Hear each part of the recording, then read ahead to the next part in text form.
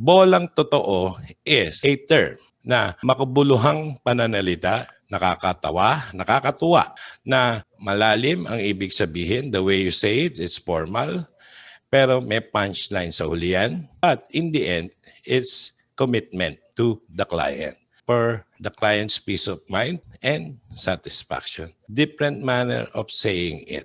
Not really that formal. That's bolang totoo. Ito, example. Client, dati, kasi survey lang namin, Monday. Sabi sa akin, Sir, kailangan namin ng Wednesday yung quotation. Monday lang sinurvey, 2 days. And laki, mga 70 cameras. Hindi simple yung labor and materials. Sabi ko, Sir, pag Wednesday ko binigay ito, mahal ang presyo. Kasi, bakit? Sabi niya. Sabi ko, kasi uhulaan ko lang yan eh. Kasi mamadali ka eh. Sabi ko sa kanya ganito, wag Wednesday. Kung Thursday, kasi Wednesday mahal eh. Pag Thursday yan, mas mura konti. Ngayon, pag Friday yan, mas mura ng konti. Kasi Thursday deadline. Pero kung Monday mo ipabibigay sa akin, sinisiguro ko sa iyo, mura ibibigay kong presyo. Kasi we have all the time to prepare. Alam mo, sabi ng kliyente sa akin, Sir, kahit lumagpas ng Monday next week, okay lang. So, that's a sample of bolang totoo.